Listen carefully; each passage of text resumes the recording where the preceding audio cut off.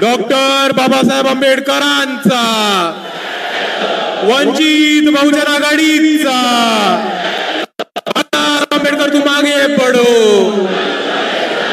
जय जय जय जय जय भीम, जय जय जय जय जय भीम. समतेचे विचार रुजवणाऱ्या सर्व महामानवांना त्रिवार अभिवादन करतो.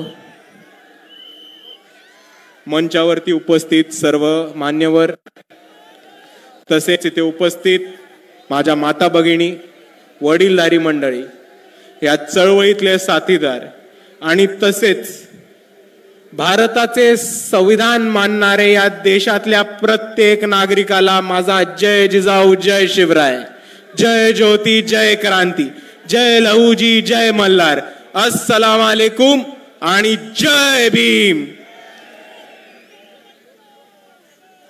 2 वर्ष 11 महिने आणि 7 दिवस हे ड्राफ्टिंग कमिटीला भारताचं संविधान लिहायला लागले आणि 2 वर्ष 11 महिने आणि 17 दिवसांनंतर जेव्हा बाबासाहेब आंबेडकरांनी कॉन्स्टिट्युएंट असेंब्ली समोर संविधानाचं त्यांचं ड्राफ्ट समोर ठेवलं, तेव्हा त्यांनी एक महत्वाचं भाषण दिलं होतं आणि ती तारीख होती 25 नोव्हेंबर 1949.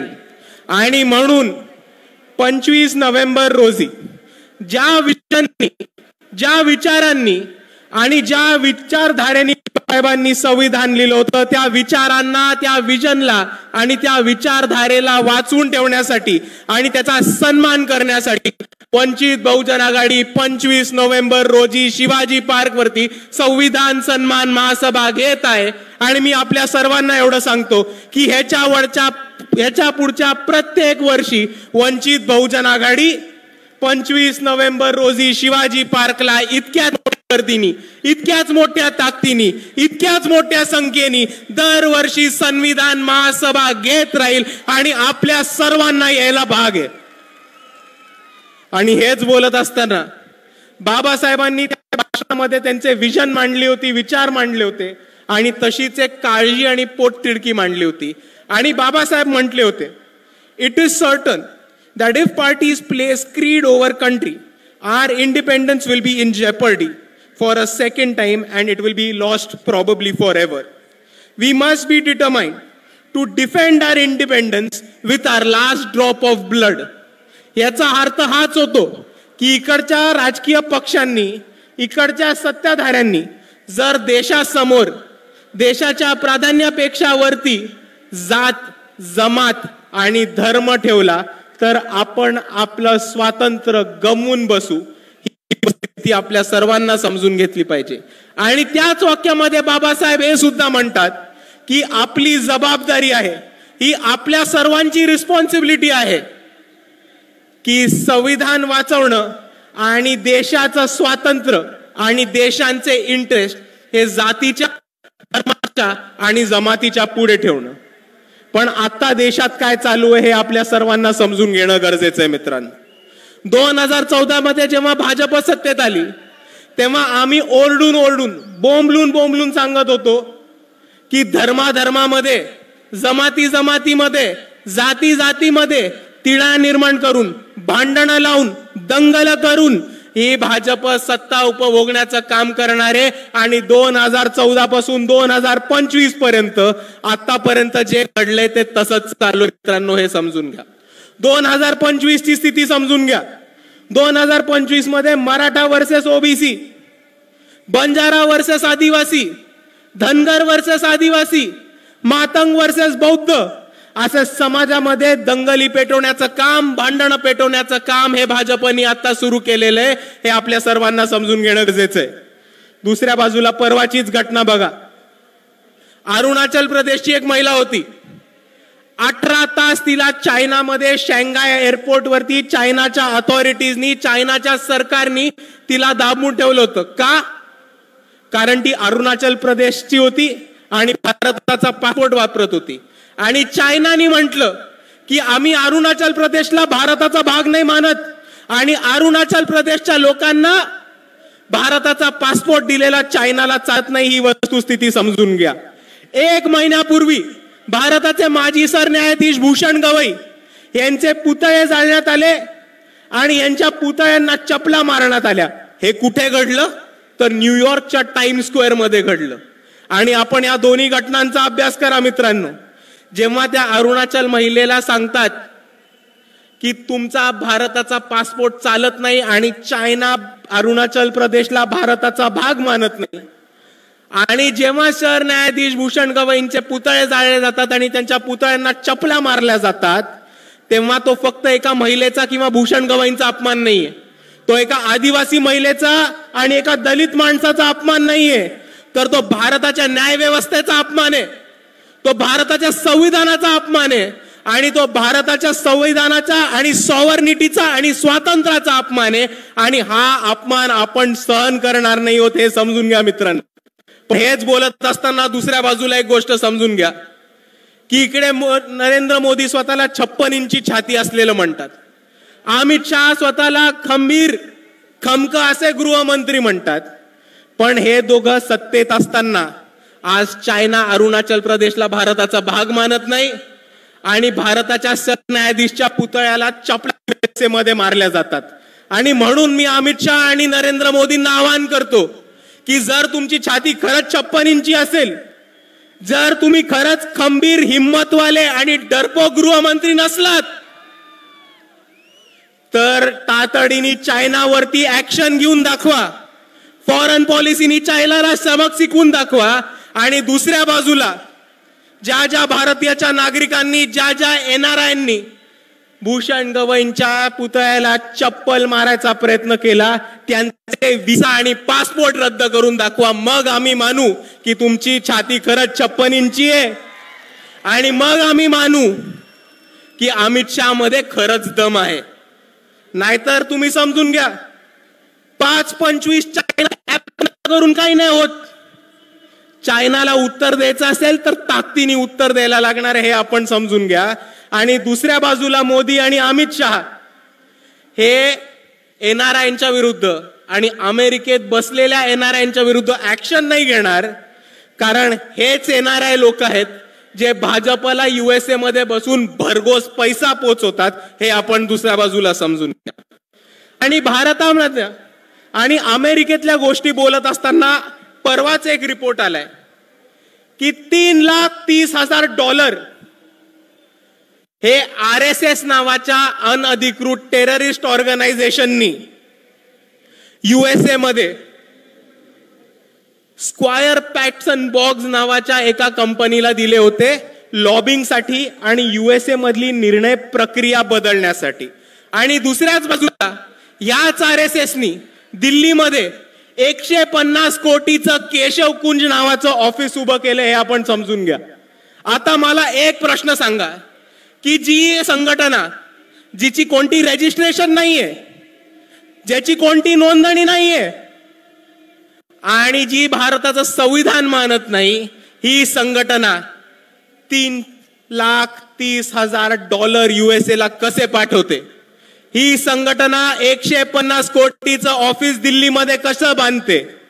आणि जर इकडच्या सरकारकडे त्याची उत्तरं नसतील, जर इकडच्या इन्कम टॅक्स डिपार्टमेंटकडे त्याची उत्तरं नसतील, तर ही एक धोक्याची घंटा ही आपण सर्वांनी समजून घेतली पाहिजे। आणि हीच धोक्याची घंटा वंचित बहुजन आघाडीने ओळखली होती, म्हणून भारताच्या इतिहासामध्ये RSSच्या कार्यालयावरती पहिला मोर्चा जर कोणी काढला असेल तर तो फक्त आणि फक्त वंचित बहुजन आघाडीने काढला होता।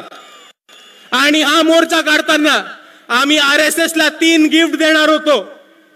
पहिलं गिफ्ट होतं भारताचा ध्वज, आपला तिरंगा, आणि आमचं हे म्हणणं होतं तुम्ही तिरंगा मानत नाही, आम्ही तुम्हाला तिरंगा गिफ्ट करतो आणि तुम्ही तुमच्या कार्यालयावरती तिरंगा लावणं सुरू करा।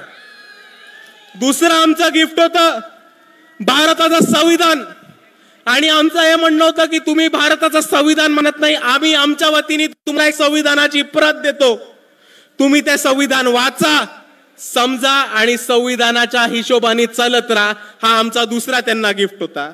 आणि नोंदणी नसलेल्या ह्या संघटनेला आमचं तिसरं गिफ्ट होतं पब्लिक रजिस्ट्रेशन ऍक्ट, हे सांगण्यासाठी की तुमची नोंदणी नाही झाली आहे, हे महाराष्ट्र राज्याचं पब्लिक रजिस्ट्रेशन ऍक्टची कॉपी आहे, ही वाचा, ही समजून घ्या आणि तुम्हाला ह्या पब्लिक रजिस्ट्रेशन ऍक्ट खाली स्वतःला रजिस्टर करून घ्या.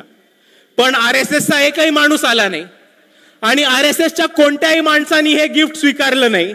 आणि त्याच्यावरनं आम्हाला हे साफ झालं की RSS नोंदणी करायला नाकार देतेय, RSS तिरंगा लावायला नाही देतेय आणि RSS संविधान वाचायला आणि संविधान मानायला नाकार देतेय. आणि जे संघटना या देशामध्ये संविधान मानत नाहीत, स्वतःला रजिस्ट्रेशन करत नाहीत आणि स्वतःला तिरंगा फडकवण्याची हिंमत करत नाहीत, त्याला आम्ही दहशतवादी आणि टेररिस्ट ऑर्गनायझेशनच म्हणणार. आणि आपला जो मोर्चा झाला होता, आपल्या मोर्चा धास्ती RSSनी घेतलीये. आपल्या मोर्चाची धास्ती बरोबर RSSनी घेतलीये. नाव घेतलं नाही आपलं, बहुतेक घाबरत असतील, नाव घेतलं नाही आपलं, पण मोहन भागवतांनी बरोबर उत्तर दिलं आपल्याला. आणि ते काय म्हणाले की आमची नोंदणी ही आमची स्थापना ही ब्रिटिश काळामध्ये झाली होती, म्हणून भारत स्वातंत्र्य झाल्यानंतर आम्हाला परत नोंदणी करायची गरज नाही.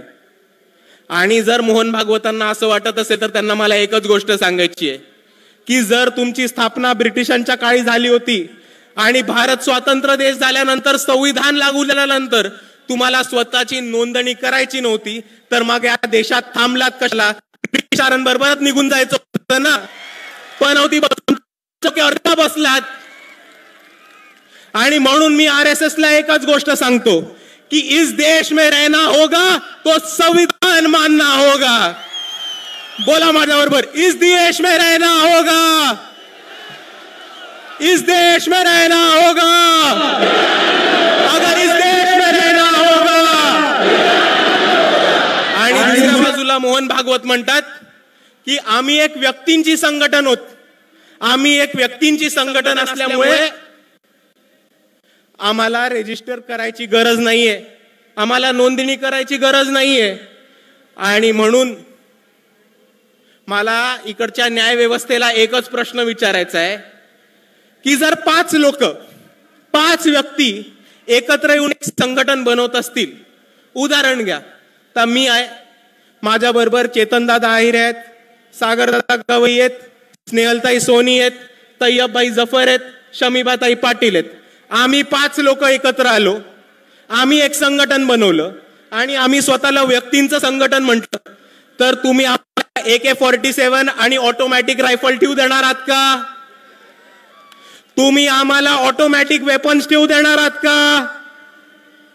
तुम्ही आम्हाला जिल्ह्यामध्ये तालुक्यामध्ये संघटन बनवू देणार आहात का? तुम्ही आम्हाला जिल्ह्यामध्ये तालुक्यामध्ये चंदा इकट्ठा करू देणार आहात का? आणि या चंदा इकट्ठा केल्यावरती आम्हाला टॅक्स माफ करणार आहात का? हे इकडच्या न्याय व्यवस्थेने आम्हाला सांगितलं पाहिजे. आणि जर या 5 गोष्टींना तुमचं उत्तर नाही असेल तर माझी तुम्हाला विनंती आहे की हेच नियम, हाच कानून आणि हेच संविधानाचे कलम RSSला सुद्धा लागू करा आणि RSS नोंदणीकृत करा. आणि हे नसेल करता येत तर RSS बॅन करा. आणि म्हणून मी म्हणतो RSS मुर्दाबाद, RSS मुर्दाबाद. आणि म्हणून मित्रांनो एक गोष्ट समजून घ्या की मोहन भागवत अजून एक गोष्ट म्हणते की आम्ही व्यक्तींची संघटन आहोत म्हणून आम्ही नोंदणी नाही करणार, आम्ही व्यक्तींची संघटन आहोत म्हणून आम्ही नोंदणी नाही करणार. तर त्यांना मला प्रेमाने एकच गोष्ट सांगायची आहे की भारताच्या संविधानामध्ये तुम्हाला व्यक्तींचीच संघटन रजिस्टर करायची असते, नोंदणी करायची असते. जर तुम्ही उंदरांची, मांजरांची, कुत्र्यांची, पक्ष्यांची, प्राण्यांची संघटना काढली तर ती तुम्हाला रजिस्टर करायची गरज नाहीये. आणि म्हणून तुम्ही स्वतःला माणसातले मानत असाल तर संविधानाप्रमाणे स्वतःला रजिस्टर करा. मी एक गोष्ट सांगू इच्छितो.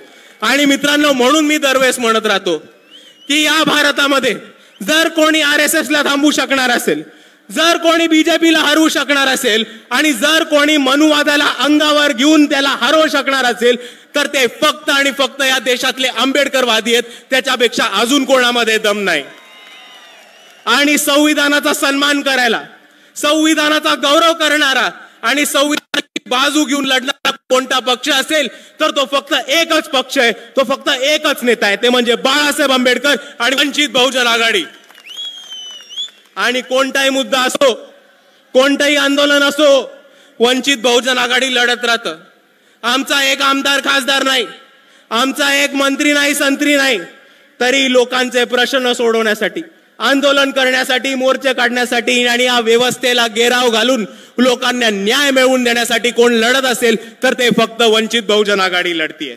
लोकांचे प्रश्न सोडवण्यासाठी मुंबईमध्ये SRAच्या विरुद्ध मोर्चा काढणं, अडाणीच्या मिरिटाच्या विरुद्ध मोर्चा काढणं, प्रदूषणाच्या विरुद्ध मोर्चा काढणं, गायरांच्या विरुद्ध मोर्चा काढणं, कंत्राटी भरतीच्या विरुद्ध मोर्चा काढणं जर कोणी केलं असेल तर ते वंचित बहुजन आघाडीने केले, अजून कोणी करू शकलेलं नाही. दुसऱ्या बाजूला इथे उभं राहून बोलतो, त्यांच्या घरासमोर उभं राहून बोलतो की जेव्हा या मनसेनी मस्जिदीवरचे भोंगे काढायचा प्रयत्न केला होता तेव्हा मनसेच्या भोंग्यामधली हवा काढायचं काम हे वंचित बहुजन आघाडीने केलं होतं.